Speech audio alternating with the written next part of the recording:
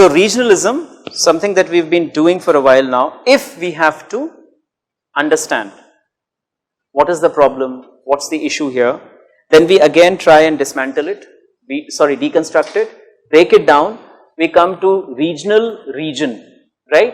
So region is the derivative. Yahan se baat shuru hogi. So the first thing that we need to understand is what is region, right? Now the commonsensical understanding of region is it is a geographical reference, a territorial reference.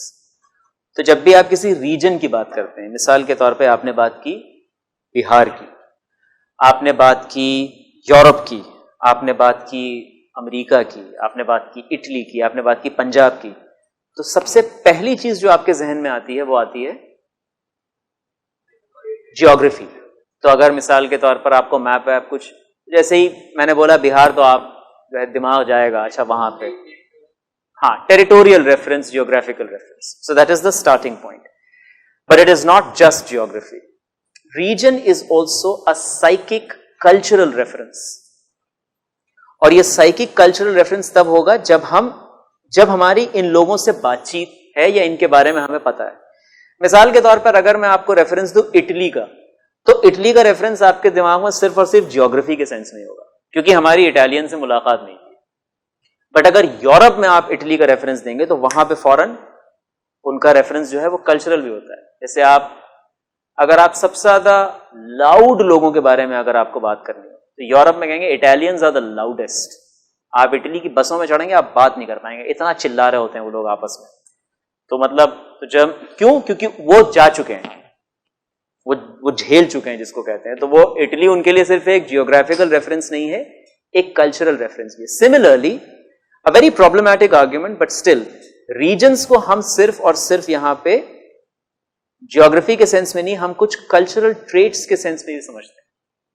जैसे बिहार का reference आया, तो बिहार हमारे लिए सिर्फ एक geography नहीं है, एक कल्चरल प्रोटोटाइप भी है. उसका एक टेम्पलेट है जिसके जरिए हम समझते हैं बिहार से आने वाले कौन लोग होते हैं, बिहारी कैसे होते हैं, वगैरह वगैरह. इसी तरीके से जम्मू एंड कश्मीर हो सकता है, पंजाब हो सकता है, एंड सो ऑन.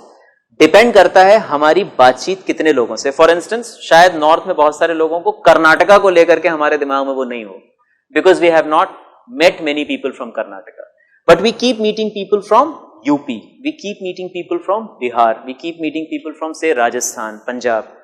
तो जिन लोगों से हमारी मुलाकात होती रहती है या हमारी बातचीत में जिन लोगों का रेफरेंस आता रहता है, उस रीजन को हम कल्चर के हवाले से समझते हैं. उस रीजन को हम कल्चर के हवाले से समझते हैं. So region is actually of course a territorial entity, it's a geographical reference, but region is also a psychic cultural reference, right? और इस सेंस में फिर हम इसको आगे लेके चलते हैं. So you can write this. I'll just give you a definition and then we move forward. Regionalism. What a region, right?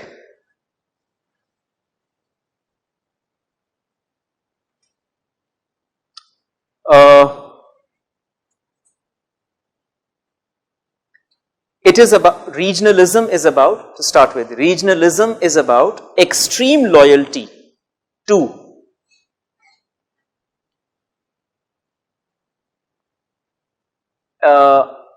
regionalism is about extreme loyalty to a particular region.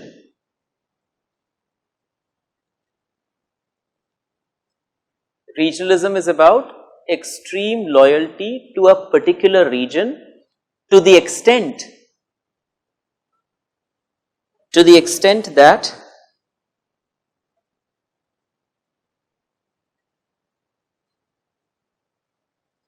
बताइए, पूरा करिए इसको. To the extent that, नहीं यार, कहां जा रहा हो? To the extent that नहीं, ये देखिए रीजनलिज्म प्रॉब्लम कब बनती है. किसी भी रीजन को लेके, मिसाल के तौर पर if someone is raised in Delhi, तो अगर दिल्ली को लेके वो शख्स सीरियस है तो इसमें कोई बुराई नहीं है. भाई दिल्ली में पला बड़ा है आदमी, कैसे कुछ गलत सुन सकता है वो. या कोई बंबई से आया है तो भाई वो, या महाराष्ट्र से, तो ये लॉयल्टी अपनी जगह पे बिल्कुल ठीक है, लेकिन ये लॉयल्टी एक जगह पे जाके गड़बड़ाती है। हाँ, तो जब आपका लॉयल्टी, जैसे मैं भी आपको फिर एक और मिसाल देता हूं, sorry, yes, or when they go against loyalty to nation, because remember region is always pitted against nation, क्योंकि हमारी हमेशा से कोशिश ये रही है, और हिंदुस्तान की जो आजादी के शुरुआती साल हैं उसका ठीक ठाक वायलेंस रहा है, एक्सेशन ऑफ प्रिंसली स्टेट्स, हमारा हमेशा से समझ रही है कि रीजनल इमेजिनेशन अलग चीज है और नेशनल इमेजिनेशन अलग चीज है। तो इंडियन पोस्ट कॉलोनियल स्टेट का ये आर्ग्यूमेंट हमेशा से रहा है कि रीजनल इमेजिनेशन को हमें कन्वर्ट करना है national imagination. So regions are always looked at as sites of resistance vis-a-vis national imagination. तो इसीलिए कहते हैं loyalty to region to the extent that your loyalty to nation gets compromised. ये है इसका, to the extent that loyalty to nation or interests of the nation get undermined.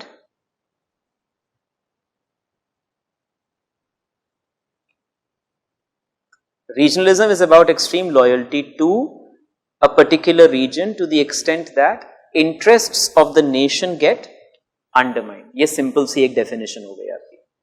जैसे इसको समझने के लिए आप एक बार फिर से कम्युनलिज्म में जा सकते हैं। कम्युनलिज्म में क्या बताया जा रहा है कि इसमें कोई बुराई नहीं है कि आप अपने रिलीजन को लेकर के सीरियस हो, one should love his or her religious identity, लेकिन एक वक्त तब वो भी आ सकता है जब आपकी loyalty to your identity, be it caste, be it language, be it religion, be it region, जब वो इतनी बढ़ जाए कि आप बाकी आइडेंटिटीज को नीचे कर दें, जिसमें एक आपकी नेशनल आइडेंटिटी भी हो सकती है, राइट? तो जब ये चीज, तो मैं एक सोसाइटी में रह रहा हूं, उसमें अलग अलग रिलीजन के लोग हैं, अब मैं अगर बहुत ज्यादा सीरियस हूं अपने रिलीजियस आइडेंटिटी को लेके, तो फिर क्या होगा? Then I will interact with other people as simply individuals of a certain religion, right? फिर मैं उनसे किसी और तरीके से बातचीत नहीं कर पा रहा हूं। Then what happens is all kinds of exclusive things come into existence, right? फिर वो conversation human, everyday, honest conversations नहीं है। इसी तरीके से रीजनलिज्म के बारे में यह कहा जाता है कि लॉयल्टी टू रीजन और लव फॉर रीजन, लॉयल्टी नहीं, love for region is a very very natural thing. आप जहां पले बड़े हैं उस मट्टी से, उस जगह से आपका एक रिश्ता होता है और होना चाहिए, लेकिन वो इस हद तक चला जाए कि आपके जो नेशन के जो इंटरेस्ट्स हैं वो अंडरमाइन हो जाए, तो फिर ये बनती है एक प्रॉब्लम। उसको हम कहते हैं रीजनलिज्म, राइट? आप में से कोई कुछ कहना चाह रहा था शायद, नहीं? ओके, आगे लिख लीजिए। In the case of regionalism, it is important to understand what, in the case of regionalism, it is important to understand what region stands for.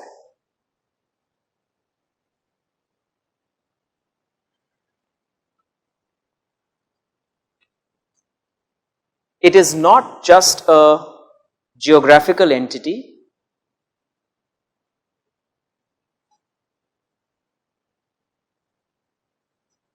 It is not just a geographical entity, but a full-fledged cultural system.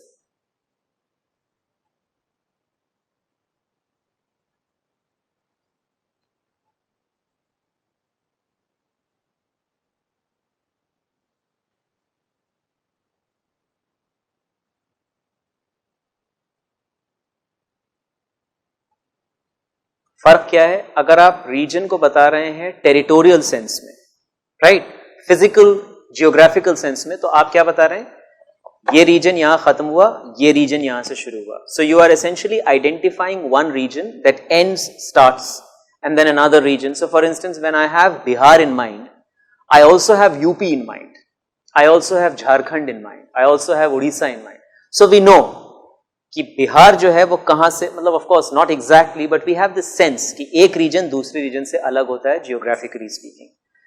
और जब आप बात करते हैं region as a cultural system की, तो आप बात कर रहे हैं ह्यूमन रिलेशनशिप्स की उस रीजन के अंदर, right? Memory, culture, practices, traditions, food, dress patterns and so on. आगे लिख लीजिए, every region has its own distinct culture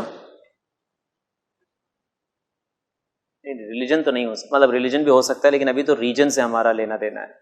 every region has its own distinct culture that gives it a unique identity.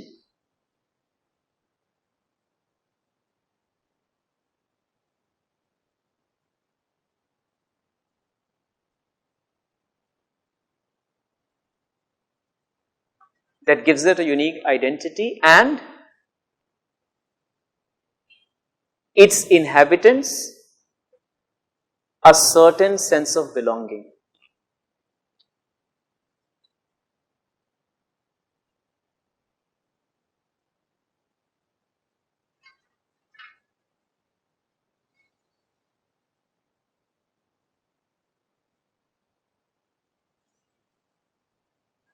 अब यही sense of belonging अगर बहुत आगे चली जाएगी तो गड़बड़ हो जाएगी. ठीक है, ओके. नाउ जी,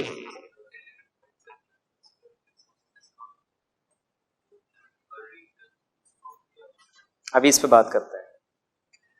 मतलब ये जो प्रॉब्लम है रीजनलिज्म की, उसमें ये सारे डिबेट्स हैं. तो now regionalism, as scholars have argued, is both positive and negative.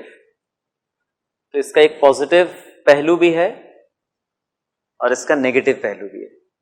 Positive ऐसे, जैसे for instance let's say people of a particular region are making a case for their identity. ठीक है, तो इसको कई लोगों ने कहा कि as a quest for, positive में है क्वेस्ट फॉर सेल्फ फुलफिलमेंट.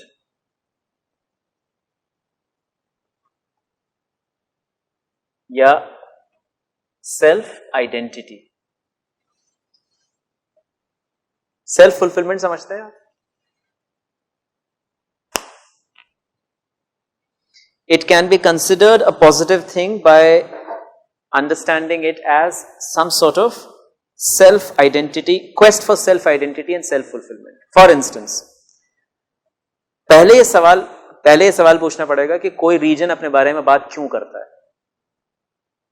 तो इसके बेसिकली जो अभी ये भी सवाल पूछ रहे थे, किसी भी मुल्क में, say for instance we are living in India, so in India if resources are not distributed the right वे,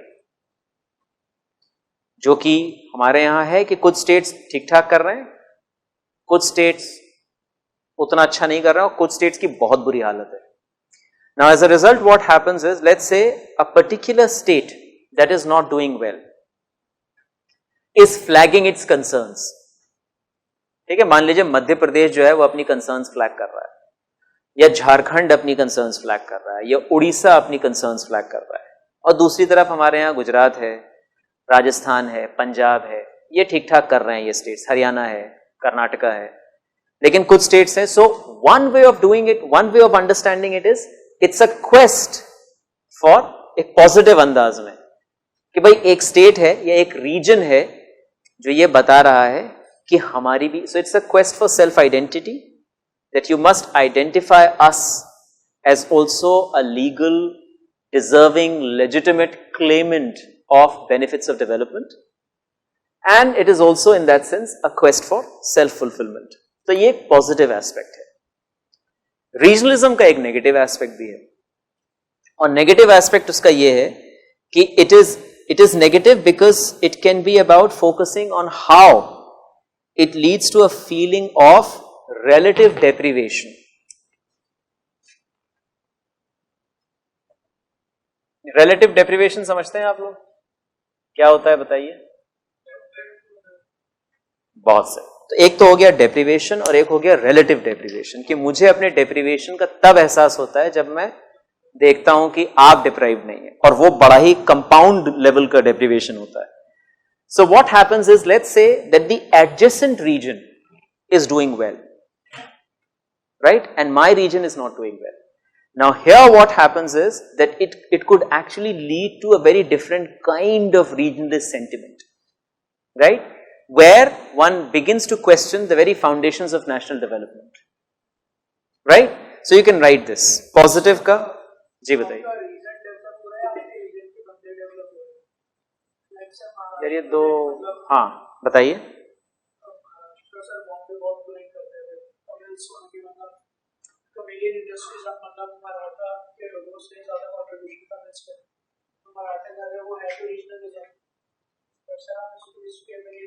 मैं इस पे, हाँ नहीं नहीं बिल्कुल आपने सही बात कही, इस पे बात होनी है अभी, थोड़ा सा वक्त दीजिए, अभी इस पे आएंगे हम लोग। महाराष्ट्र, पंजाब, इनके कुछ इंटरेस्टिंग केसेस हैं, will come to this, right.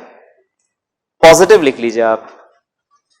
So it can be considered a positive thing by emphasising, it can be considered a positive thing by emphasizing how it is a quest for self-fulfillment and self-identity.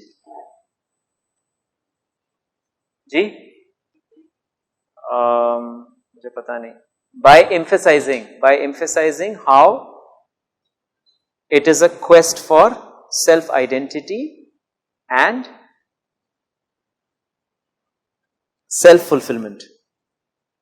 Negative में लिख लीजिए, it can be considered as a negative thing by focusing on how it Leeds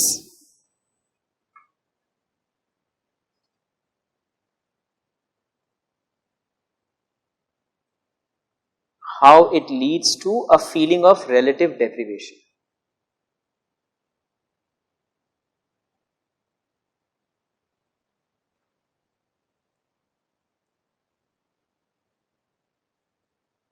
comma, something that can be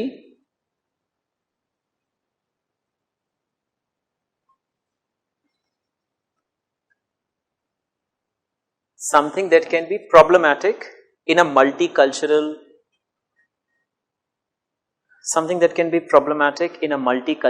setup, a multi-regional, multicultural setup.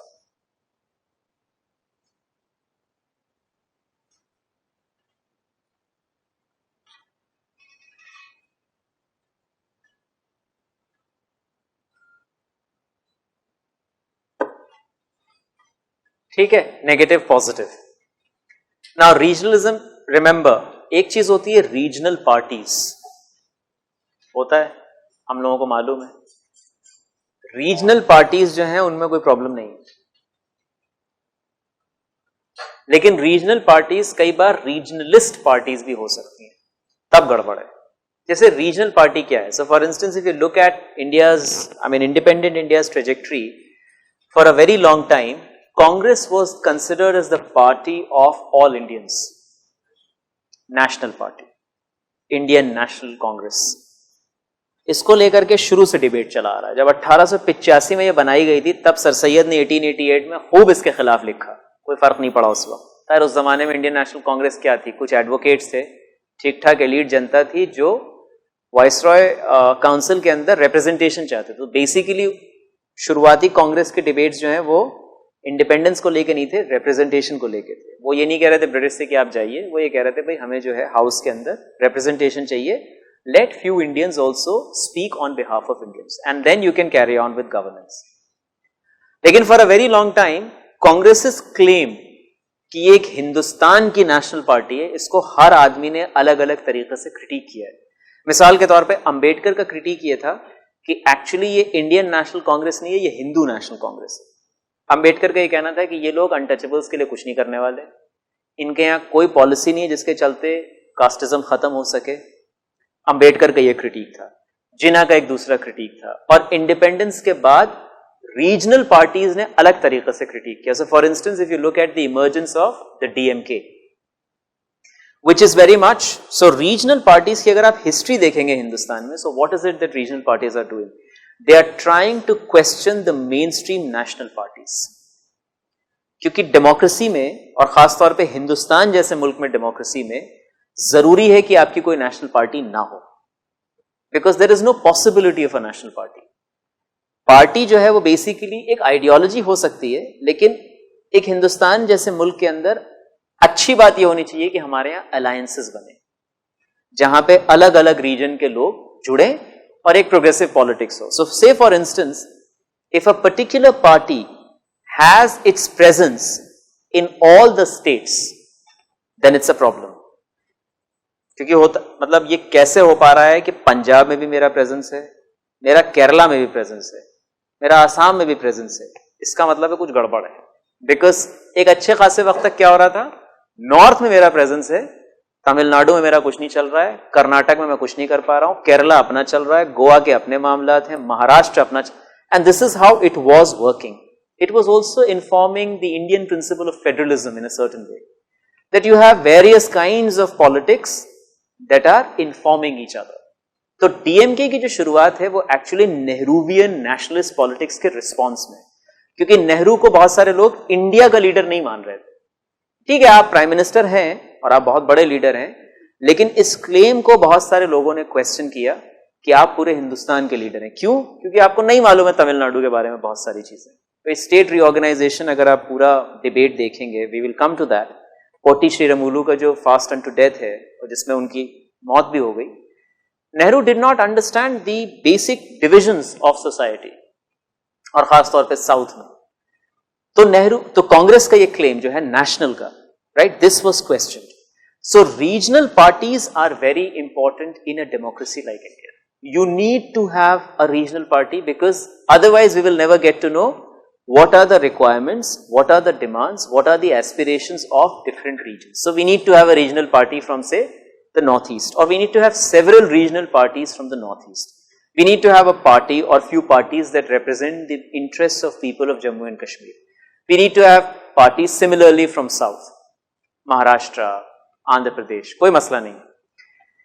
But then if a regional party talks about region to the extent that it questions the very existence of nation, right, or it pitches the idea of region as opposed to the idea of nation, that's when it becomes a regionalist party.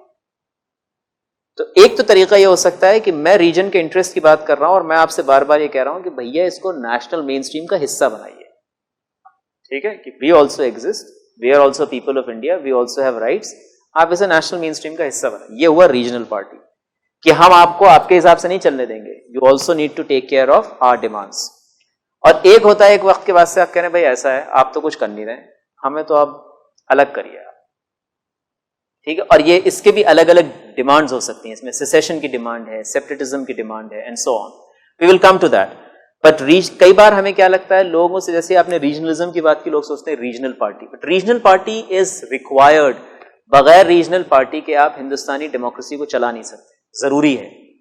Parliament में अलग अलग जबान बोलने वाले representatives का होना जरूरी है। सब लोग हिंदी अंग्रेजी बोलेंगे तो हो गया काम, फिर it's not Indian democracy, it's north Indian democracy, right. So you need to have as many people, तो ट्राइबल लोगों का, साउथ के लोगों से, नॉर्थ ईस्ट के लोगों से, जम्मू एंड कश्मीर, जहां जहां से लोग हो सकते हैं हमारे। बिल्कुल,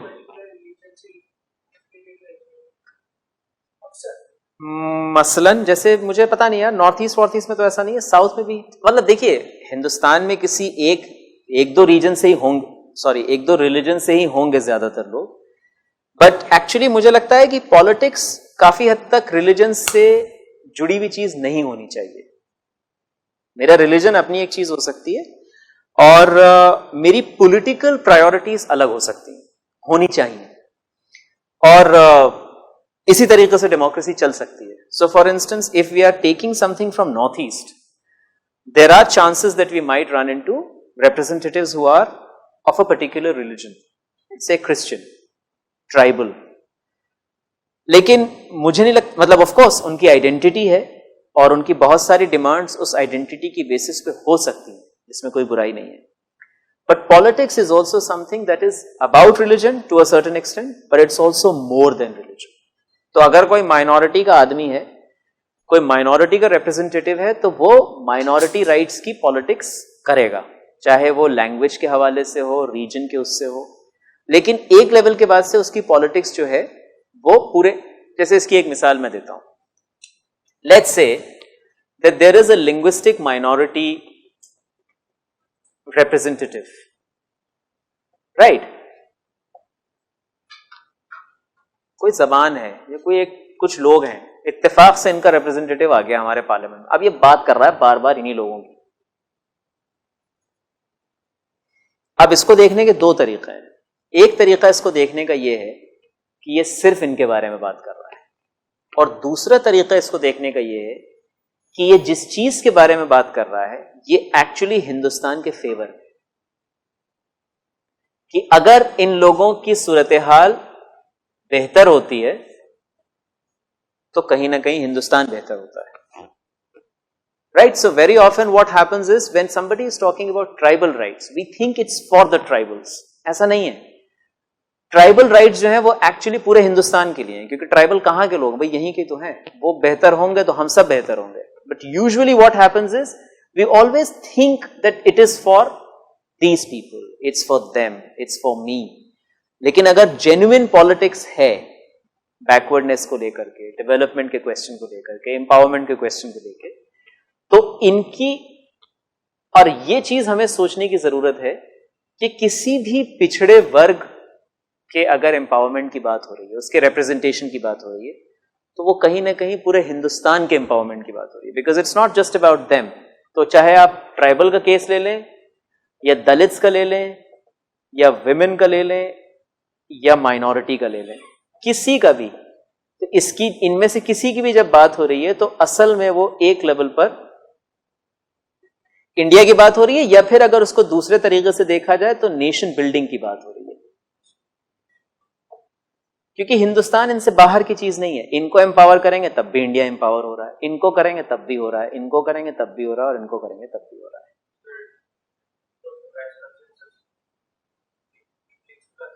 ऑफ व्हाट काइंड? या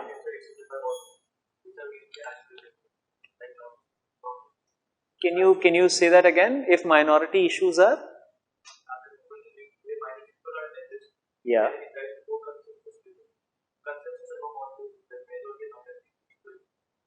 ओ हाँ, आइडियली ऐसा, लेकिन होता नहीं है. गड़बड़ क्या हो जाती है भाई, है ना, ये सब डिस्कशन की जरूरत है नहीं. So the point is, whenever you are working for a minority, any minority, usually what happens is there is another kind of politics that comes to the fore. Appeasement की बात होने लग जाएगी, अरे यार तुम इनके चक्कर में पड़ गए, फिर तुम इनके औरतों की बात करने लग गए. So usually what happens is that the moment you have a politics that goes for women, the block of men gets consolidated. उसमें फिर नुकसान हो जाता है. आप बात समझ रहे हैं, क्योंकि end of the day powerful लोग तो मेन ही है. नंबर्स में हो सकता है औरतें ज्यादा हो इधर उधर, but basically men are the carriers of the power blocks of country. जैसे ही आपने ट्राइबल्स की बात करनी शुरू की, एक ठीक ठाक कंसेंसस खड़ा हो जाएगा कि अरे ये फालतू में, मतलब ज्यादा ही सीरियस हो रहे हैं, तो आप एक काउंटर पॉलिटिक्स खड़ी हो जाती है. बट आई एम एसेंशियली, और what you are referring to is the ideal. The practice of politics is very different. वो एक अलग चीज है. उस पर, और मुझे लगता नहीं कि प्रैक्टिस ऑफ पॉलिटिक्स पे हमको बात करनी है, क्योंकि वो बहुत गंदगी है उधर बहुत. आंसर राइटिंग में yes, so we are more interested in the ideals. So for instance this is also the ideal. Ideal क्या है कि जब भी किसी भी पिछड़े वर्ग की बात होगी, चाहे मैं उस वर्ग से हूं ना हो, मुझे यह सोचना चाहिए कि इसकी भलाई में मेरी भलाई है. लेकिन मैं ऐसा नहीं सोच रहा हूं. मुझे लग रहा है इसकी भलाई होगी तो मैं पिछड़ जाऊंगा. ऐसा क्यों होगा भाई? अगर ट्राइबल की भलाई होगी, so whether I am a tribal और not, in some senses or in every possible sense, it's actually empowering me as well. Because his empowerment, it's almost like in a family, if a woman gets empowered, it's not like the father doesn't get, the woman's empowerment is in some senses the family's empowerment. लेकिन हमें क्या लगता है, इनका empowerment हो रहा है तो हम लोगों को उठा के लात पड़ेगी. हम कहते हैं नहीं, खबरदार जो आपने इनको नौकरी की बात की. तो we just dismiss it right at the outset. और वो फिर फैमिली तो बिल्कुल स्टार्टिंग पॉइंट है ना. ये चीज आपको पार्लियामेंट तक मिल जाएगी. फैमिली से शुरू होगा और हिंदुस्तान का जो सबसे इंपॉर्टेंट इंस्टीट्यूशन है वहां तक जाके ये आपको बिल्कुल वही इक्वेशन दिखेगी. So the problem is we are not able to associate ourselves with progressive politics, and which is why there are various issues. So politics is always above any identity, because see the point is something that I was saying earlier as well. When I say that I want to be your representative, I don't say this because we share the same religion. I say this because deep down I think that the political ideology that I have, you might also agree with that. तभी मैं आपका representative होता हूं. अगर representative हम identity की बुनियाद पे हो गए, तो गड़बड़ हो जाएगी। लेकिन कमजोर आइडेंटिटीज में ये केस बनेगा, मैं दलित हूं, मैं अपनी आइडेंटिटी की बुनियाद पे रिप्रेजेंटेटिव बन सकता हूं। बट इन जनरल ये केस हम नहीं बनाते हैं डेमोक्रेसी में, because in general as a voter I am not just thinking of myself as a Muslim, as a Hindu, as a Dalit, as a woman, I am a voter. हमारे पास manifesto है, हमारे पास candidates हैं, हम देखते हैं, समझते हैं, बूझते हैं। कई बार ये भी होता है आप घर से आइडिया यही है कि आप घर से निकले कुछ और सोच के और जाके आप किसी और को वोट दे दें, यही डेमोक्रेसी है। 5 साल पहले से जिसको वोट देने का सोच रखा उसी को वोट दे दिया, डेमोक्रेसी नहीं है, ये कुछ और है, ये वोटिंग है, राइट। डेमोक्रेसी में वोटर का दिमाग जो है वो बदलना चाहिए। तो अगर हिंदुस्तान में 30 साल अगर कांग्रेस रही है तो वो एक्चुअली डेमोक्रेसी के ऊपर पहला झटका है। इट्स द स्टार्ट, मतलब people don't talk about it. वो गड़बड़ है ना कि मतलब आप बैक टू बैक दिए ही जा रहे हैं, तो कहीं तो कुछ मसला है, लोग सोच नहीं रहे हैं, राइट। तो वही चीजें फिर अब दूसरे तरीके से हमको देख सकते हैं। So the voter needs to be able to think beyond his or her identity, whether region or religion or gender or cast.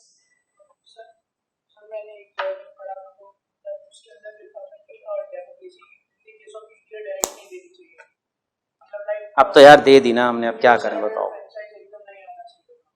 क्या करते, कुछ दिन मिलिट्री चलाते। नहीं यार मैं कुछ नहीं बोल रहा हूँ इन सब चीजों में, फंसवाओगे तुम ले जाकर के, और कुछ नहीं है। देखो इस पे चलिए बाद में जब सवाल जवाब, इस पे जब सवाल, अभी रीजनलिज्म को खत्म करने की कोशिश करते हैं क्योंकि ये बहुत बड़ी परेशानी चल रही है हिंदुस्तान में। आगे लिख लीजिए आप, as a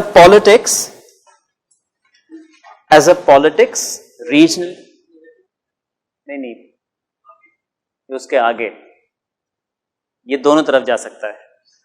As a politics, regionalism focuses on the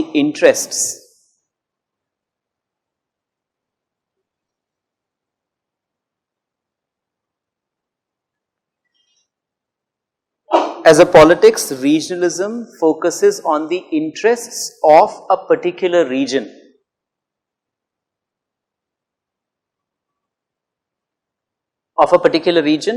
Comma, group of regions, comma, or region, comma, group of regions, comma, or a sub-national identity.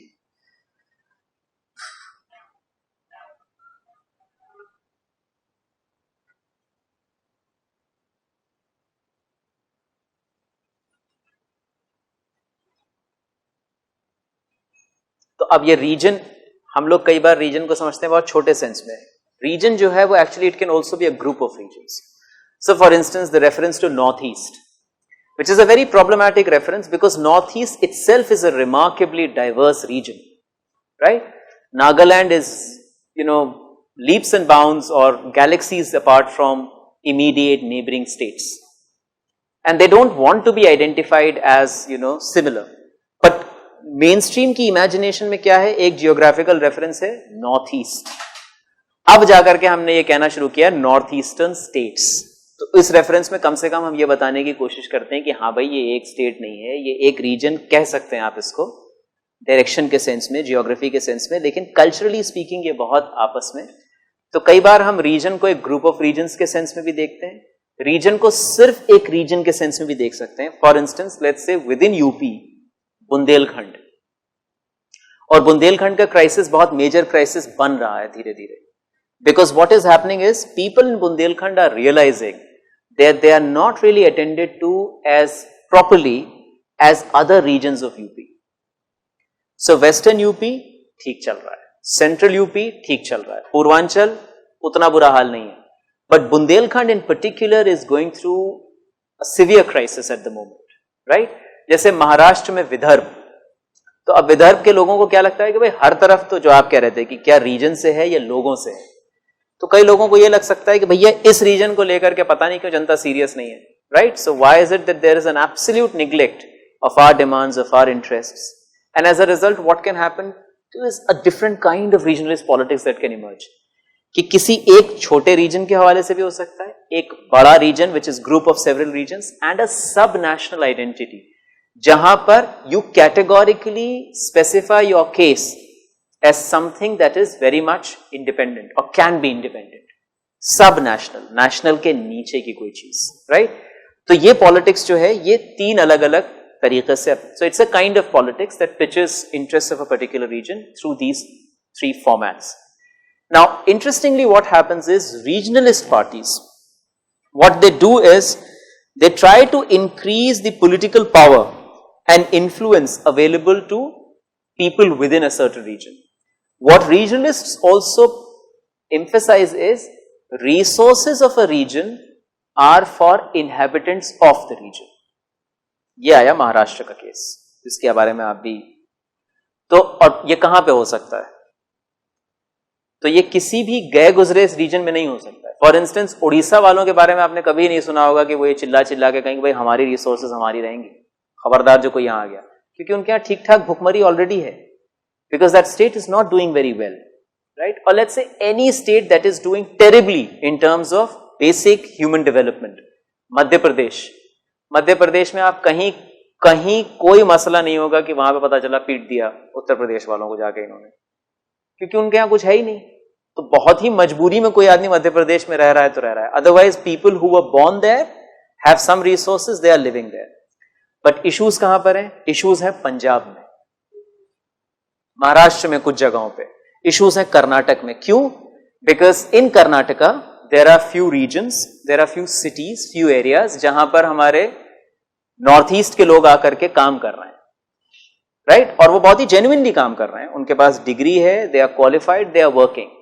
So in Bangalore 3 years ago, hordes of northeasterners were beaten up, black and blue, and thousands of northeasterners actually left the city of Bangalore overnight, क्योंकि एकदम एक level पर ऐसा लगा एक resist attack बड़े पैमाने पे शुरू हो गया. क्यों? आर्ग्यूमेंट ये है कि भाई ये हमारी जॉब जो है ये लोग, तो भैया ये लोग कौन है? अफगानिस्तान से तो आए नहीं है, यहीं के तो लोग हैं. And the point is because there are no jobs or there are very little jobs in the areas that they have come from, be it Bihar, be it Manipur, be it Nagaland, they have no other option but to go to, and they have degree and they have studied again. ऐसा नहीं कि वो वहीं पढ़ रहे थे, उन्होंने पढ़ाई भी किसी और जगह पे की है, क्योंकि पढ़ाई की रिसोर्सेज भी हर जगह हिंदुस्तान में एक जैसी नहीं है. So a lot of people from various states would come to Delhi University because good education is apparently offered in Delhi University, in JNU, in Jamia, या जो भी और हमारी कुछ अच्छी यूनिवर्सिटीज हैं. क्योंकि हमारे यहाँ ये जरूरी नहीं है कि जिस जगह पे मैं रहता हूँ वहीं पे कोई अच्छी यूनिवर्सिटी, और ये अच्छी भी चीज है, क्योंकि इसी के चलते आप हमारे यहाँ आ जाते हैं, हम आपके यहाँ चले जाते हैं. It is good. So people from north east, people from Bihar are going outside Bihar, outside north east to do their studies. They credibly finish their studies, get a genuine degree. On the basis of their degree, on the basis of their knowledge, they are given a job in Hyderabad, in Bangalore, in Pune, but then there is discrimination. फिर मारपिटाई शुरू हो जाती है. अरे भाई तुम हमारी job ले रहे हो, अरे आपकी कौन सी जॉब होती है? ये कहाँ का लॉजिक है? कॉन्स्टिट्यूशन में है ना कुछ फ्री मूवमेंट वगैरह को लेकर के, कहीं भी जा सकते हैं, कुछ भी कर सकते हैं टाइप. हाँ, ये तो आप लोग रटा हुआ है, ये रट लीजिए, ये सब इसकी जरूरत पड़ेगी. कहीं भी आप लोगों को हड़का है तो उसको फौरन बता दीजिए कि भैया संविधान तो ये कह रहा है, आप लोग खामखाई मार पीट रहे हैं. हाँ, तो कोई सुनता उनता नहीं अब संविधान की, लेकिन बहरहाल याद रहना चाहिए. So the point is, so this is also a regionalist thing. So remember, regionalism will be in 2 extreme cases. One is when the region is doing terribly, एकदम कुछ नहीं है बिल्कुल, जिसको कहते हैं हैंड टू माउथ से भी नीचे की चीज है. उस केस में ये हो सकता है कि दे टेल द सेंटर कि भाई, जैसे बुंदेलखंड का एक केस ये हो सकता है कि वो सेंटर से ये कहे कि आप हमें एक सेपरेट स्टेट घोषित कर दीजिए, क्योंकि भैया यूपी के साथ तो काम बन नहीं रहा है. और ये बहुत ही जेन्युइन डिमांड है. जैसे तेलंगाना का अपनी हिस्ट्री, अपने कल्चर, अपने ट्रेडिशंस को लेकर के एक केस बना, या झारखंड का या छत्तीसगढ़ का. तो हो सकता है आने वाले दिनों में बुंदेलखंड भी ये केस बनाए, या विदर्भ की तरफ से एक पूरा केस बने कि भाई आप एक क्यों, जब हम सेपरेट स्टेट बनेंगे तो फिर हमारे सेपरेट सैंक्शंस होंगे, हमारे सेपरेट क्लॉजेस होंगे, हमारी सेपरेट ग्रांट्स होंगी, जो अभी नहीं हो रही हैं. At the moment what is happening is the grant is going exactly, तो वो सब तक नहीं पहुंच रहा है, कुछ खास पॉकेट्स में पहुंच रहा है, बड़े शहरों में पहुंच रहा है. जैसे पंजाब के अंदर भी ऐसा नहीं कि पंजाब पूरा का पूरा प्रॉस्परस है.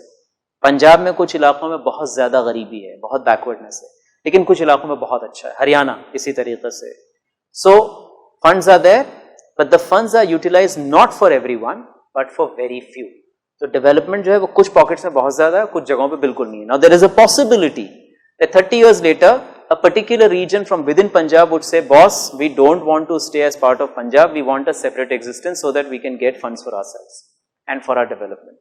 This is something that has happened, this is something that can happen. So this is the negative side, जब आप बहुत नीचे हैं. और रीजनलिज्म का रोजाना का एक पॉजिटिव कह रहा हूं, दूसरा साइड ये है कि आप बहुत प्रॉस्पेरस हैं, तो जब आप बहुत प्रॉस्पेरस हो जाएंगे तो फिर आप ये कहेंगे दीज आर माई रिसोर्सेज. आप यूपी से हैं, आप यहां पे कुछ नहीं कर पाएंगे. And reason then the important point is before you take down few more things, region therefore is not just about being able to live in a region. To give you an example, the taxi drivers in Mumbai from Jaunpur and Bihar, Azamgarh, Bihar, they speak fluent Marathi. और कुछ taxi drivers तो ऐसे हैं जो पिछले 40 साल से हैं, 40-45 साल से. अब रिमेंबर अमिताभ के टाइम पे जब फिल्में बन रही थी 70s में, उस जमाने में टैक्सी ड्राइवर्स जो बहुत फिल्म में आप कॉन्वर्सेशन देखेंगे, there is a decisive UP accent, मतलब वो टैक्सी ड्राइवर यूपी की जबान बोल रहा है. तो उस दौर में इलाहाबाद के लोग गाड़ियां चला रहे थे उस वक्त. 50 साल से 40 साल से वो लोग हैं, they speak Marathi, they have to an extent forgotten a lot of things about their own cultures, but they will never be treated as Marathis, right? तो आप जबान बोल लें, आपके बच्चे मराठी एजुकेशन पालें, लेकिन आपको मराठी कहा नहीं जाएगा. तो मराठी कहने के लिए कुछ और चाहिए. पता चला 2-3 जनरेशन 4 जनरेशन पीछे से कुछ आपके मामला हो तो बात दूसरी है. Otherwise you will always be considered as someone from Jaunpur, from Lucknow, from Bihar और फ्रॉम आजमगढ़ और wherever, from Allahabad, right? So regionalism में ये भी होता है कि there is also when you have prosperity, तो फिर क्या होता है, अरे भाई ये लोग आ गए, इनके चक्कर में हम लोग नहीं कर पा रहे हैं. This is how it is pitched. So you can take a note of this and then we can move on. So features of regionalism.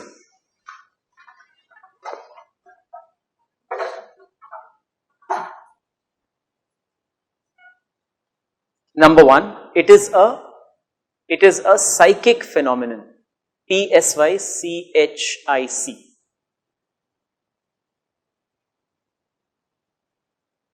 It is a psychic phenomenon. That's the first point, first feature. The second feature is, it is built around as an expression of group identity.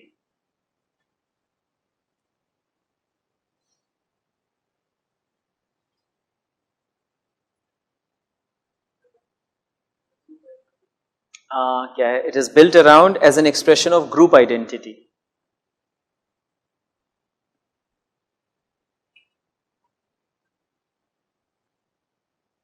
तीसरा, it is about loyalty to the region.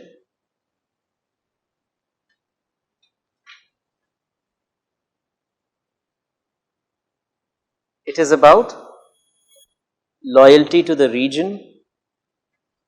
चौथा, इसी से जुड़ा हुआ है, it is about utter disregard. It is about utter, UTTER, absolute. It is about utter disregard for interests of other regions.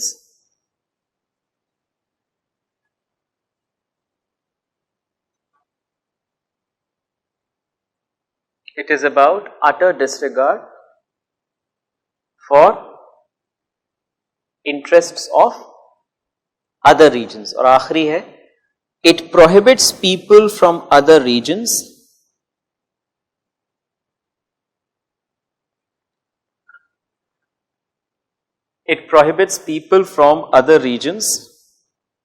to be benefited by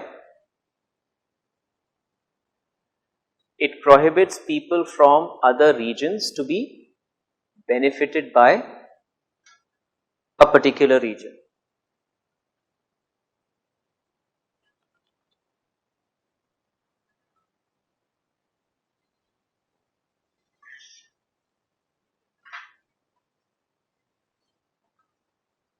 ठीक है, तो ये 5 चीजें. एक तो ये है कि साइकिक फिनोमिनन है, यानी इट्स अ मेंटल कॉन्स्ट्रक्ट, सबसे पहली चीज. अगर रीजनलिज्म की बात करें so it is built around as an expression of group identity, तो आप इंडिविजुअल को एक्सप्रेशन नहीं, ग्रुप आइडेंटिटी का एक्सप्रेशन है। तीसरी चीज है it's about loyalty to the region, और इस लॉयल्टी में अपने आप में कोई प्रॉब्लम नहीं है, लेकिन ये लॉयल्टी जब उस हद तक पहुंच जाए कि जब आप दूसरे लोगों के खिलाफ डिसरिस्पेक्टफुल हो जाएं, और when there is a certain kind of disregard, so utter disregard towards people of another region or interests of other regions, so you're only thinking of your own region. Now if you're only thinking of your own region, then something that is associated with that sentiment is that you might as well also propose that resources of my region are only for people who are from our region, right? क्योंकि आप दूसरे लोगों के interest में बिल्कुल आपकी दिलचस्पी नहीं है, तो एक वक्त में ये हो सकता है कि आप अपने रीजन को लेके इतने ऑब्सेस हो जाएं कि आप दूसरे लोगों को इस बात की इजाजत न दें, और at least you do not prefer other people benefiting from your region, right? So as I said, so when people from the north east are kicked out of Bangalore, that is exactly the case of racism that is informed by regionalism, right? हमारा शहर है, हम लोगों की resources, right? अभी जैसे दिल्ली के अंदर कई बार दिल्ली की सरकार ये कर रही है, अब इसको लेकर के भी डिबेट है कि भाई दिल्ली के कॉलेजेस के अंदर, अंबेडकर यूनिवर्सिटी में फॉर इंस्टेंस एक ठीक ठाक पता नहीं 70% है 90% डाल दिया है कि भाई दिल्ली की जनता जो है, तो हाँ 85, हाँ, तो मतलब दिल्ली की स्टेट यूनिवर्सिटी है और डीम्ड यूनिवर्सिटी है, तो उन्होंने कहा कि भाई दिल्ली वालों का इसके अंदर जो है इतना कोटा होगा। अब एक लेवल पर कह भी सकते हैं कि हाँ भाई ठीक है, दिल्ली की यूनिवर्सिटी है, दिल्ली की रिसोर्सेज लग रही हैं तो इतना होगा, लेकिन दूसरे लेवल पर इसके ऊपर सवाल भी उठाया गया है, right? So there is a possibility. अब एक तरफ दिल्ली सरकार का ये कहना है कि भाई और स्टेट्स जो हैं वो अपने एजुकेशन इंस्टीट्यूशंस को एम्पावर करें, बनाइए बिहार के अंदर बढ़िया यूनिवर्सिटीज, और कहिए कि भाई इसके अंदर जो है हम 70% या 50% सिर्फ और सिर्फ स्टेट के ही लोगों को लेंगे, राइट?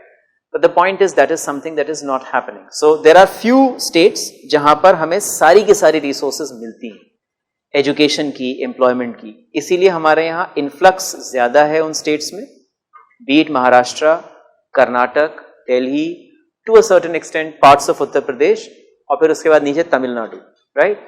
और इसके अलावा और जगहों पर it's all very scattered, and this is something that leads to regionalism as an issue.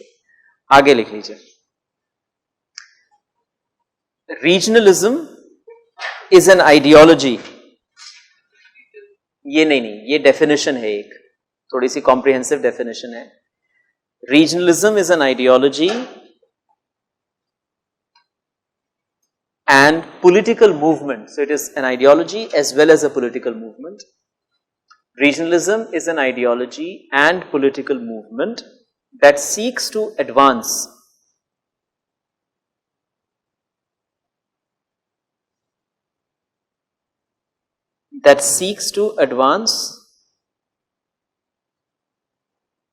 interests, the causes of regions.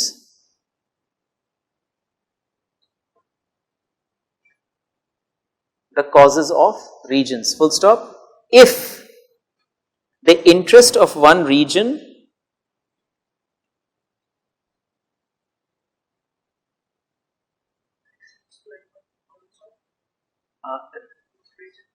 regions, plural.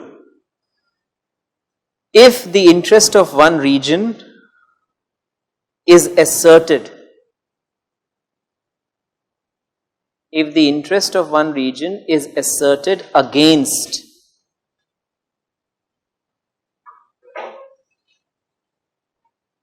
if the interest of one region is asserted against the country as a whole,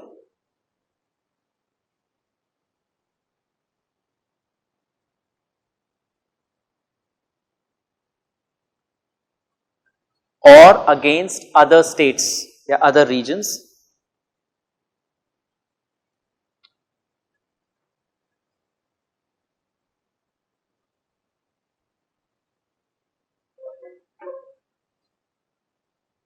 in a hostile way,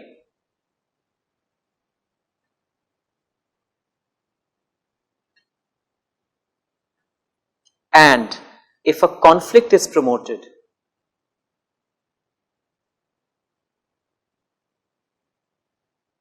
and if a conflict is promoted by such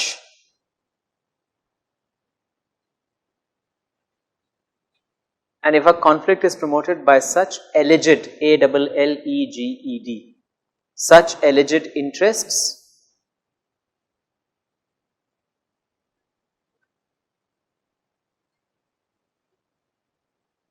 then it is called regionalism.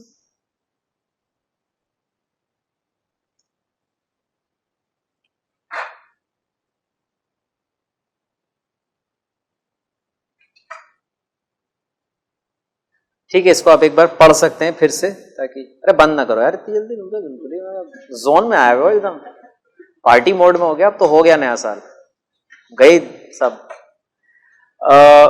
So for instance, what are the 3 points that are pointed out?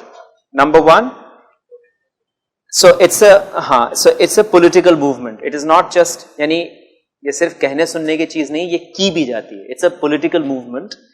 Then what kind of a political movement or what kind of an ideology? Where interest of one region are as a is interest or interests are asserted against the country.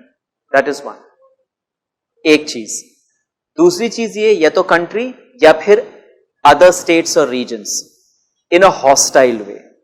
ये hostility बहुत important है. Communalism की definition में भी हमने ये कहा था, it's a politics that seeks to unify one community in hostile opposition to another community. तो ये हॉस्टिलिटी. तो when interest of a particular region are pitched a certain way, in a hostile way against other regions, और इसके चलते जब conflicts को invoke किया जाए, then it is regionalism. Now this is regionalism, but if the deprivation of a particular region is being talked about, right?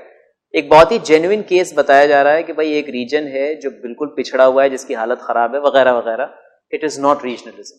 It's about a case for, remember early stuff, self-fulfillment.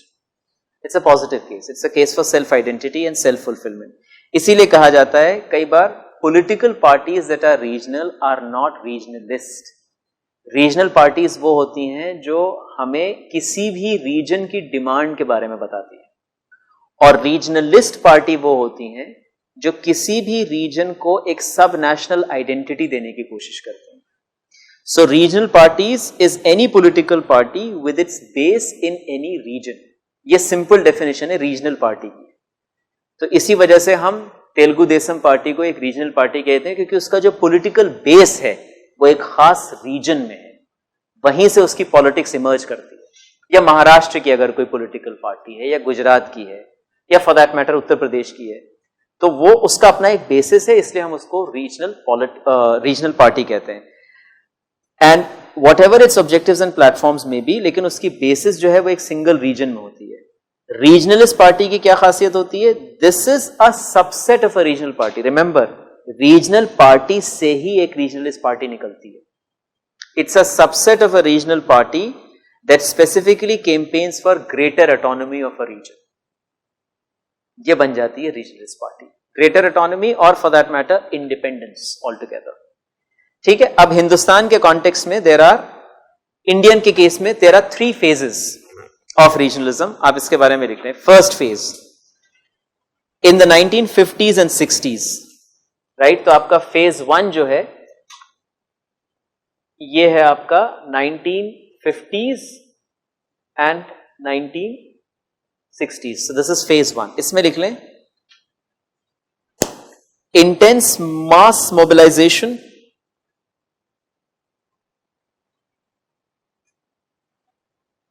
intense mass mobilization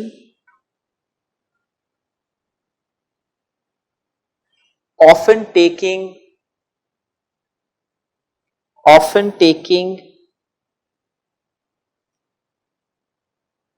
a violent character.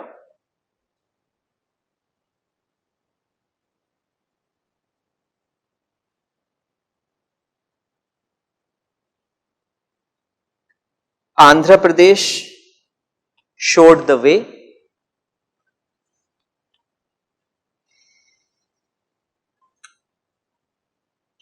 Andhra Pradesh showed the way, और आपको मालूम है कौन सा reference है ना?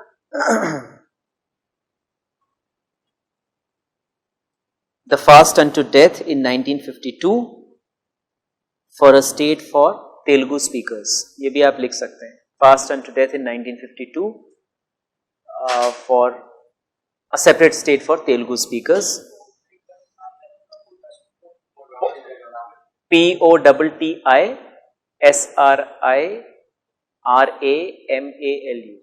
है ना?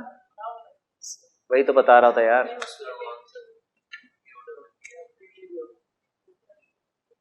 सब नॉर्थ इंडियन एरोगेंस है, मुझे भी याद नहीं है, देख लो तुम.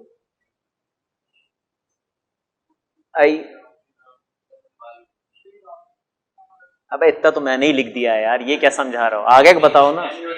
हाँ, आई थिंक यही है. अभी मैं आई जस्ट करेक्ट इट.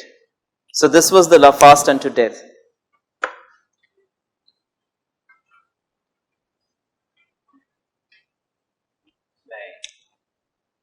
ए और ये single L, Sri Ramalu, right? SRIRAMALU, not double L. उन्होंने बेचारों ने अपनी जान दे दी और हमें स्पेलिंग ही नहीं पता. हाथ देख रहे हैं आप कितना, मतलब नॉर्थ इंडिया तो मतलब डिस्गस्टिंग से भी आगे है.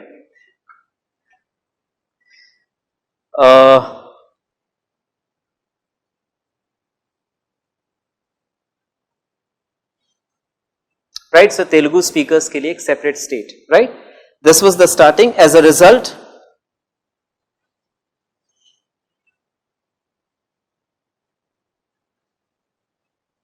द इंडिया, लिख भी सकते हो, याद भी रख सकते हो और भुला भी सकते हो. The Indian state came up with state reorganisation act 1956.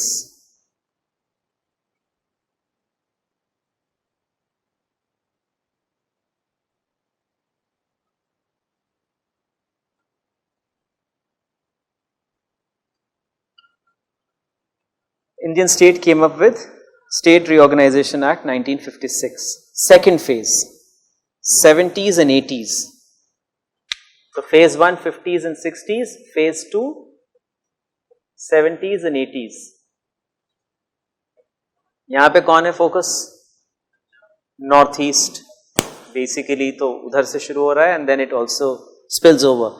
So in the second phase, the main focus of reorganization was India's northeast.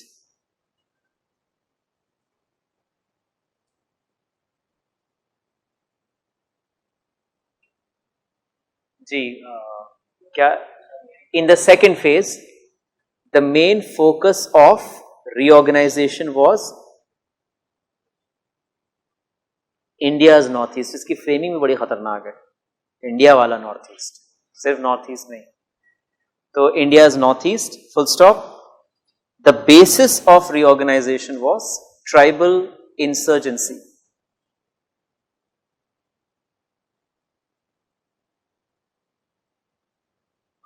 The basis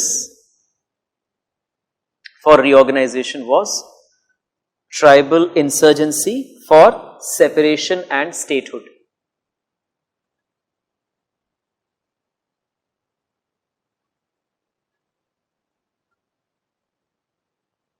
The state response was, तो ट्राइबल इंसर्जेंसी थी सेपरेशन और statehood को लेके, इसलिए 70s में पूरा अच्छे से रिस्पॉन्ड किया गया. So the state response was north eastern states reorganisation act 1971. North eastern states reorganisation act 1971.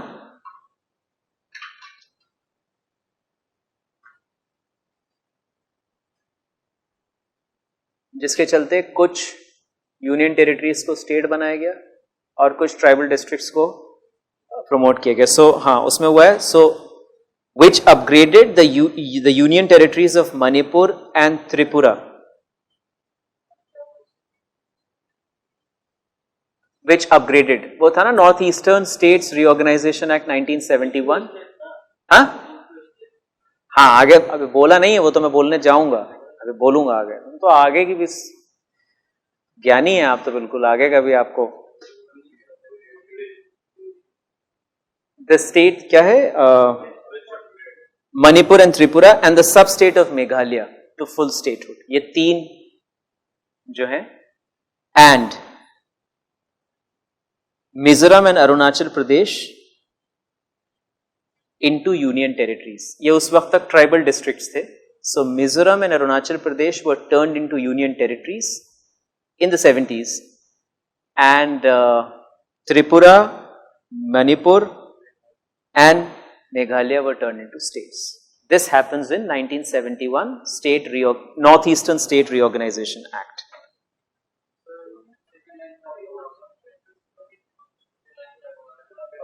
Second के लिए आपको मुझे फर्स्ट बतानी पड़ेगी।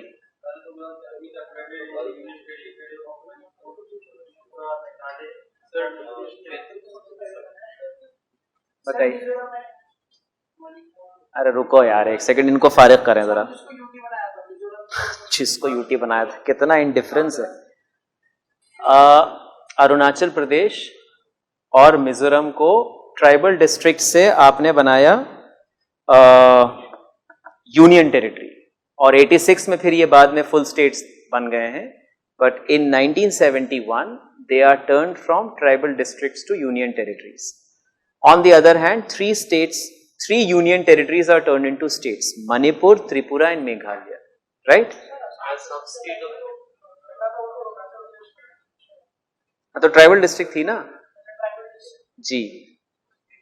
जी अब आप बताइए, आप कहां पे हैं? हो गया, ये सही है। इधर उधर से टीप टाप के बना लो अपना। देखिए बहुत सीधा सा है। बेसिकली 1971 में as a result of tribal insurgency for separation and statehood, independent statehood, there is a response that is needed. तो the institutional response by the state is another act, which is this Northeastern State Reorganization Act, as a result of which what happens is few union territories are given full statehood, are turned into states, और कुछ tribal districts को हमने बना दिया union territories, जो बाद में 1986 में फिर स्टेट बन जाएंगे, चाहे अरुणाचल प्रदेश और मिजोरम। आखिरी third phase, the movement for 3 new states created in the year, साल बताइए। छत्तीसगढ़ झारखंड वाला, बहुत सही चल रहा है भाई, ठीक है चलिए। The movement for 3 new states created in 2000, Chhattisgarh out of MP, Jharkhand out of Bihar and Uttaranchal out of UP. And of course the latest one is, yes, Telangana in 14 है, ठीक है, हाँ। And the most recent one is the division of Andhra Pradesh in the year 2014। ठीक है, तो ये 3 phases हो गए आपके। पहला phase starting with Telugu speaking separate statehood case, 2 north east, 2 separate state case for no Andhra Pradesh का तो बाद में है, उससे पहले Uttaranchal Uttar Pradesh, Chhattisgarh Madhya Pradesh and Jharkhand Bihar, right? And now we are moving on to 20 as late as 2014 things have happened. Now one last thing before we move on, potential causes for regionalism in India. क्या? अरे नहीं आ रहे बच्चे, किसकी क्लास है? 6 बजे तक तो यार नहीं, मजा आ रहा हो या नहीं आ रहा हो उसको तो कुछ नहीं कर सकते, लेकिन 6 बजे तक तो रुकने दो यार। हम उनको रोक देंगे, उनसे कहेंगे 15 मिनट रुक के जाइए यार। जुल्फकार साहब आएंगे ना, ठीक है, मैं उनसे बात करता हूँ बैठ के अगले 15 minute. Causes for regionalism. I'll stop it. I was thinking of going on till 6:15, but I won't. I'll stop at 6. यार कुछ नहीं मालूम अभी, तुम ये लिखो यार पहले। क्या कॉजेज? हाँ मैं बता रहा हूं, अब इन्होंने 10 मिनट ही रखे हैं हम लोगों के लिए, तो अब पूछने का कोई सीन नहीं है, आपको बताना है। लिखिए पहला,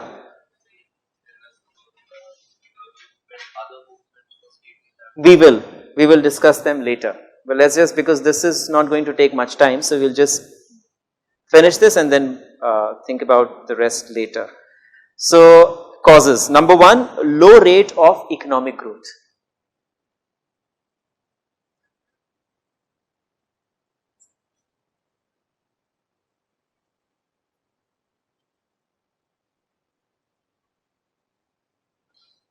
इसको कैसे समझना है? Say for instance the Indian economy does not grow.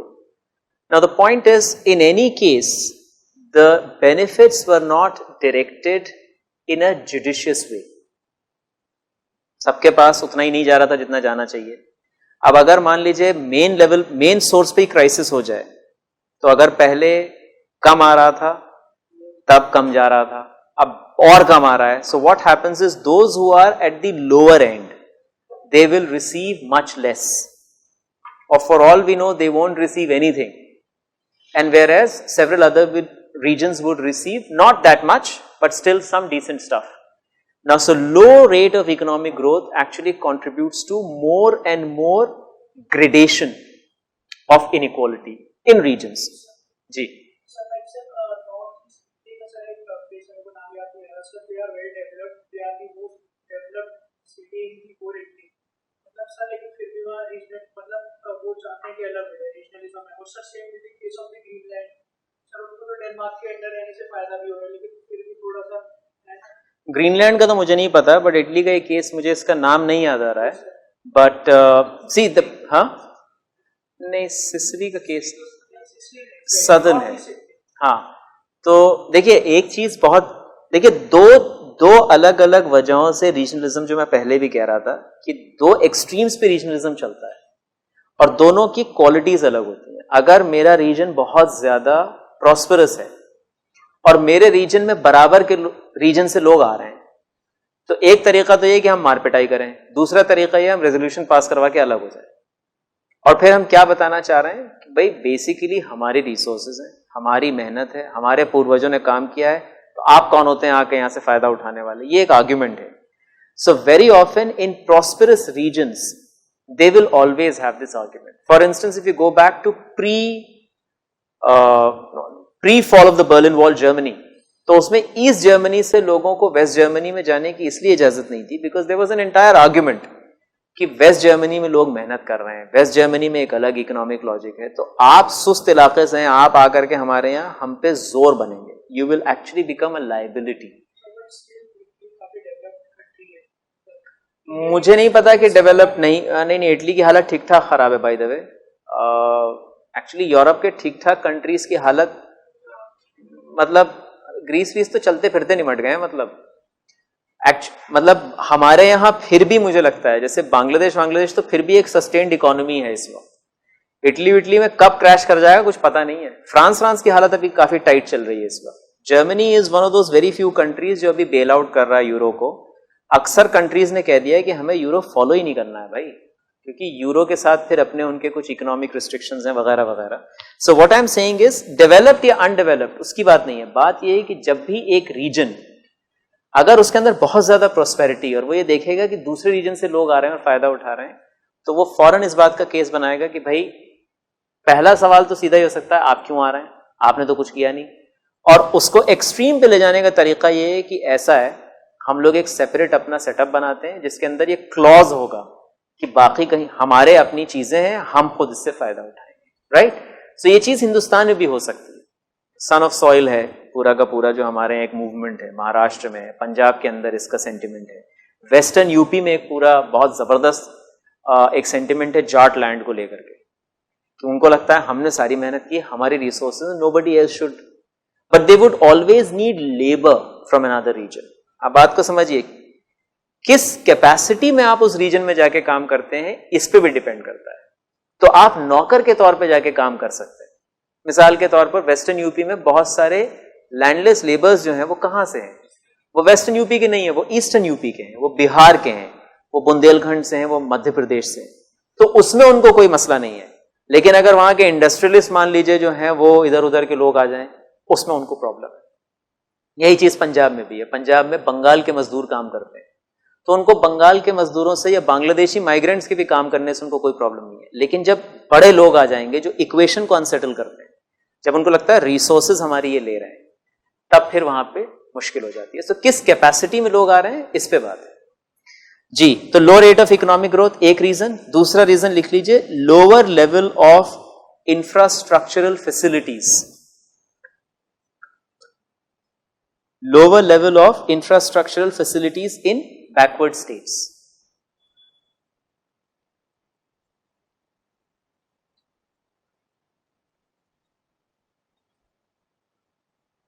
ठीक है, सिंपल सा है बिल्कुल, इसमें कुछ समझाने की जरूरत नहीं।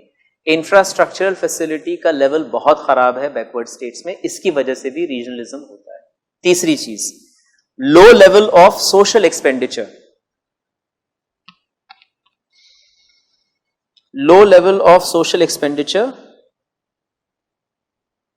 by states, low level of social expenditure by states on health, education and sanitation.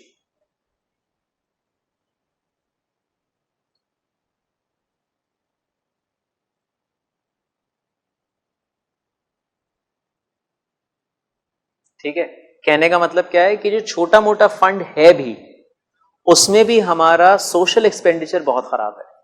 जो असल चीजें हैं, मिसाल के तौर पर हेल्थ, एजुकेशन और सैनिटेशन, जिससे आप पूरी तरीके से HDI जुड़ा हुआ है, राइट?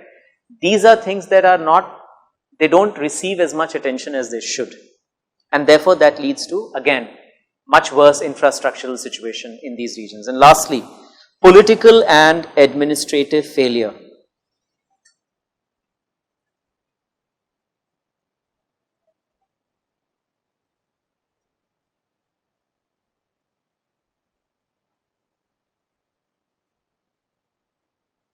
तो जैसे अगर किसी रीजन में थोड़ी बहुत सेपरेटिस्ट या रीजनलिस्ट टेंडेंसीज हैं और अगर पॉलिटिकल मशीनरी उसको इफेक्टिवली हैंडल नहीं करती है, then what happens is that site becomes a site of conflict, and as a result what also happens is no investor, I am not in for investment but I am just giving a general argument, कि अगर किसी site पे conflict रह रहा है, कोई reason है जो कॉन्फ्लिक्ट ड्रिवन है, तो वहां पर कभी भी किसी भी इन्वेस्टमेंट की गुंजाइश नहीं है। And investments, as we know, one way or another, actually contribute to growth in some respect. Investments also have problem, but in general, अगर investment नहीं होगा, आप देखेंगे आजकल जितने भी चीफ मिनिस्टर्स हैं, मार हिंदू न्यूज़पेपर में खूब बड़ा बड़ा आता है, नवीन पटनायक कह रहे हैं भाई आइए उड़ीसा में इन्वेस्ट करिए, कोई मध्य प्रदेश में करवा रहा है, कोई पंजाब में करवा रहा है। तो बेसिकली इन्वेस्टमेंट क्या है? इन्वेस्टमेंट का मतलब ये है कि ग्रोथ की अपॉर्चुनिटीज होंगी, और ऐसा माना जाता है कि अगर ग्रोथ की अपॉर्चुनिटीज होंगी तो लोगों का कुछ फायदा हो जाएगा। But if it's a conflict-driven territory, then what will happen is investors won't be there. If investors are not there, then growth opportunities are not there. If growth opportunities are not there, then region gets much worse in terms of its overall infrastructural potential. So these are the 4 causes of regionalism. We can discuss this further, but I think today we can't because it's already 6 o'clock. So we call it a day right now, and then whenever we meet next, we finish it.